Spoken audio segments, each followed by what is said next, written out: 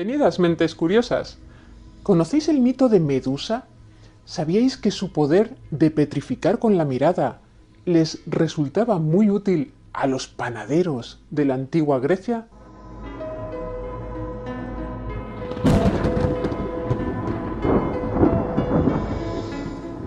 Medusa, el monstruo de la mitología griega con serpientes en lugar de cabello.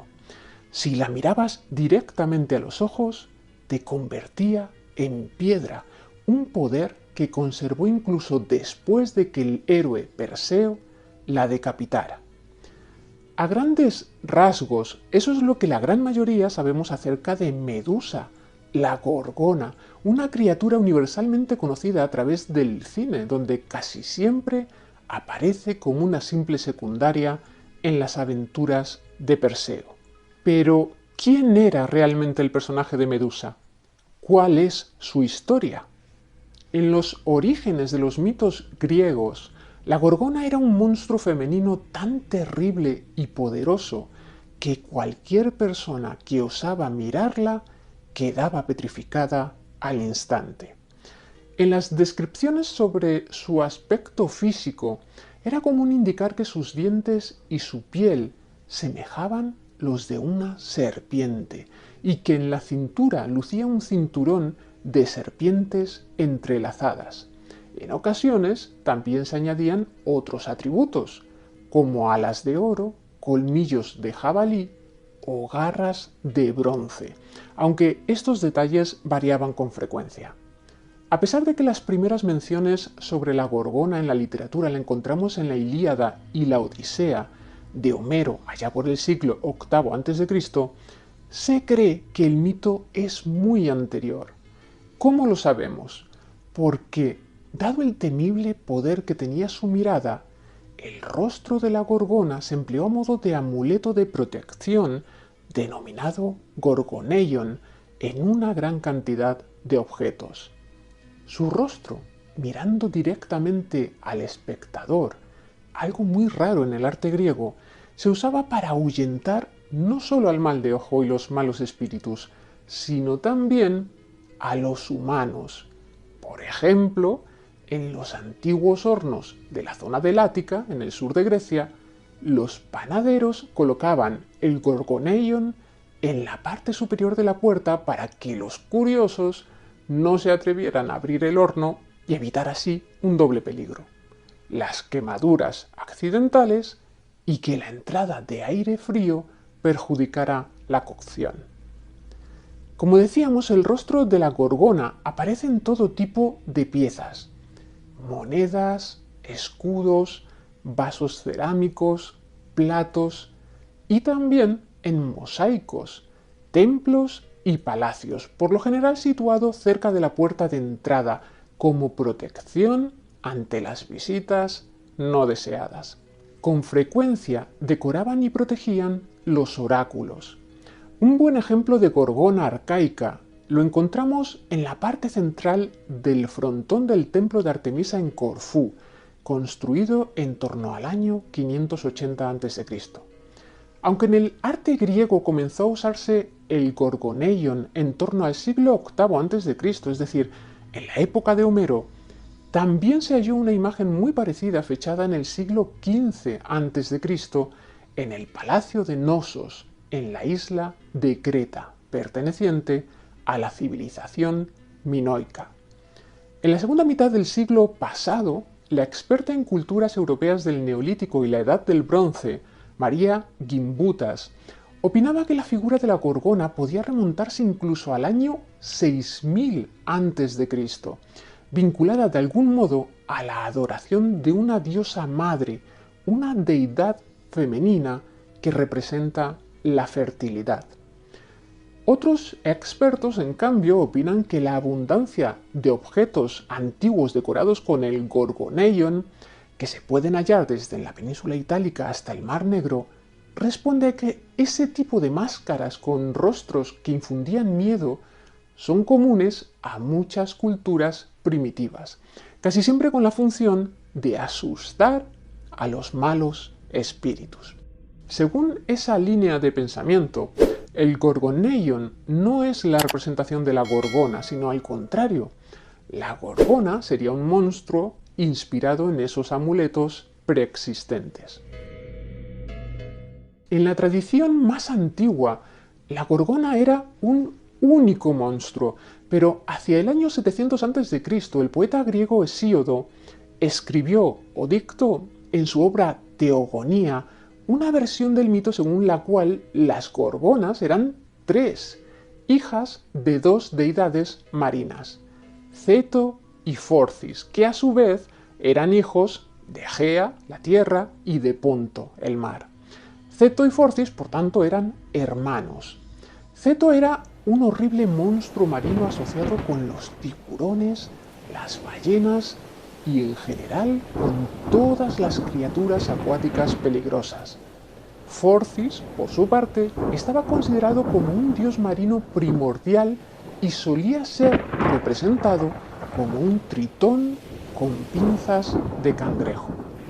Ambos hermanos procrearon todo tipo de seres monstruosos, entre ellos las hermanas conocidas como las grayas o greas, de las que hablaremos más adelante, y las gorgonas, que como decíamos, según Hesíodo, eran tres: Esteno, Euríale y Medusa, a la que el poeta griego califica de desventurada, porque de las tres, ella era la única mortal.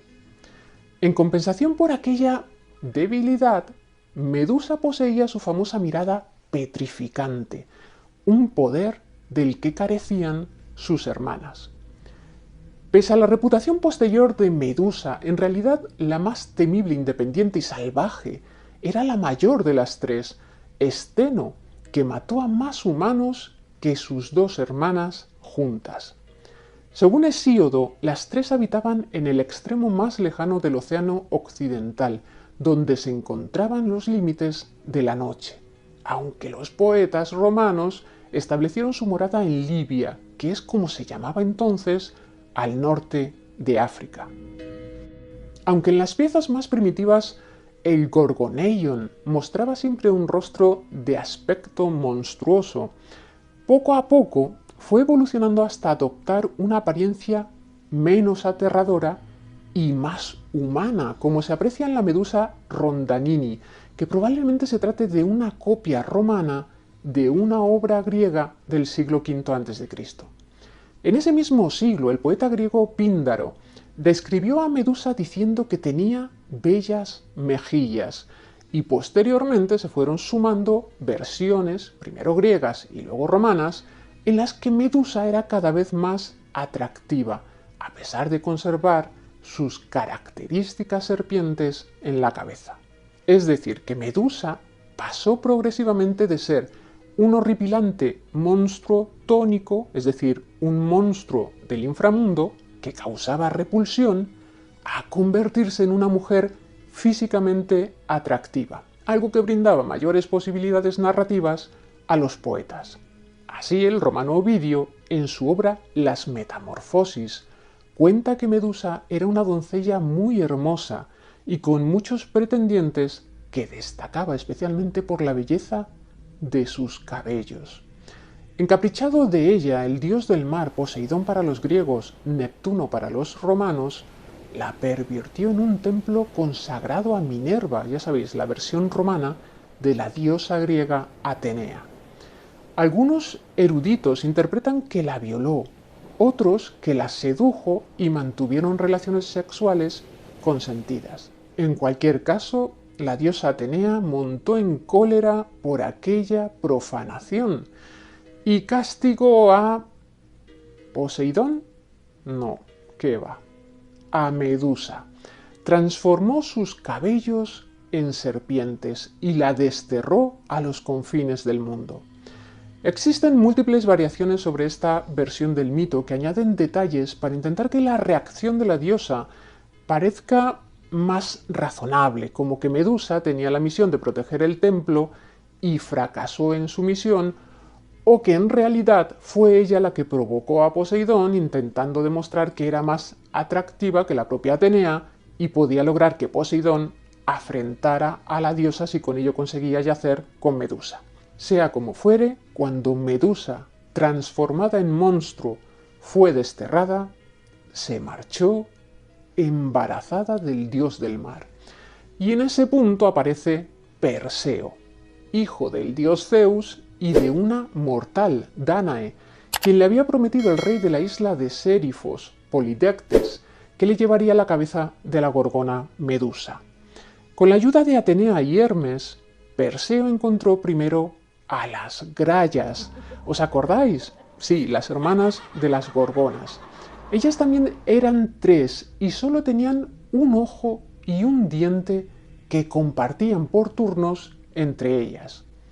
Perseo se los quitó y no se los devolvió hasta que le revelaron el camino que debía seguir para encontrar a las ninfas.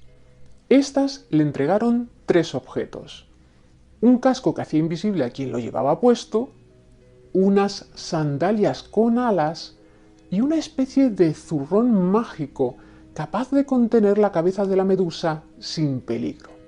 Asimismo, Atenea le regaló un escudo de bronce tan pulido que su superficie era como un espejo, y Hermes le entregó una hoz de diamante con la que decapitar a Medusa. Según otras versiones, lo que le entregó Hermes fueron sus sandalias voladoras y el propio Zeus le entregó una espada de diamante. En cualquier caso, con la ayuda de las sandalias aladas, Perseo voló hasta los confines del mundo, donde se hallaba la morada de las gorgonas, y encontró a las 3 hermanas dormidas. Empleando su escudo como un espejo para no mirar directamente a Medusa, el héroe griego se acercó a la mujer dormida y con la ayuda de Atenea, que guió su mano, le cortó la cabeza. Del cuello seccionado brotaron los hijos de Poseidón que gestaba Medusa, un guerrero gigante llamado Crisaor y un caballo alado, Pegaso. Con el alboroto del doble nacimiento, las 2 hermanas de Medusa se despertaron, pero como Perseo llevaba puesto el casco de la invisibilidad, no lograron dar con él. Perseo guardó su trofeo en su zurrón y se marchó volando al país donde reinaba el titán Atlas, en el norte de África. Como a Atlas le habían vaticinado que algún día llegaría un hijo de Zeus con la intención de robarle los frutos del jardín de las Hespérides, invitó a Perseo a abandonar su reino. Por desgracia para Atlas, Perseo se tomó muy a pecho su falta de hospitalidad y en lugar de dejar una queja en el libro de reclamaciones, sacó la cabeza de Medusa del zurrón. De ese modo, el titán quedó convertido en lo que hoy conocemos como la cordillera del Atlas. Perseo prosiguió su viaje y siguió sacando la cabeza de Medusa cada vez que le convenía, para acabar con un monstruo marino que iba a devorar a la princesa Andrómeda, con quien se casó, para petrificar al tío de Andrómeda y buena parte de su familia en el banquete de bodas, para transformar en piedra al rey Polidectes y toda su corte. En defensa de Perseo hay que decir que el tío de Andrómeda y que petrificó, llamado Fineo, era también el prometido de la princesa, y durante el banquete nupcial, él y sus partidarios iniciaron una batalla. Como Perseo se vio en inferioridad numérica, echó mano al zurrón. Y a Polidectes, el rey a quien había prometido llevarle la cabeza de Medusa como regalo, lo petrificó porque al regresar de su viaje, Perseo encontró a su madre, Dánae, refugiada en el templo de Atenea para escapar del monarca, que era muy violento, estaba enamorado de ella y quería forzarla a casarse con él. Total, que tras convertir en piedra a todos sus rivales, Perseo decidió entregarle la cabeza de Medusa a Atenea, quien, por cierto, en otras versiones no solo ayudó a Perseo a matar a Medusa, sino que fue ella misma quien le encomendó esa misión al enterarse de que estaba embarazada de Poseidón. La diosa aceptó de Perseo la cabeza de la mujer a la que ella misma había convertido en monstruo y la colocó en su égida, su armadura protectora, que en la mayoría de versiones era una coraza de piel de cabra. De ese modo, la cabeza de la Medusa acabó convertida en un símbolo de protección de los dioses, y por eso lo podemos ver en el pecho de muchos emperadores clásicos representados en el arte romano, como Alejandro Magno.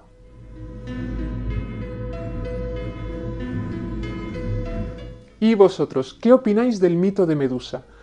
Me gustaría que nos lo contarais abajo, en los comentarios. Y si queréis conocer más historias interesantes, suscribíos a nuestro canal. Muchas gracias por estar ahí, mentes curiosas. Nos vemos en el siguiente vídeo.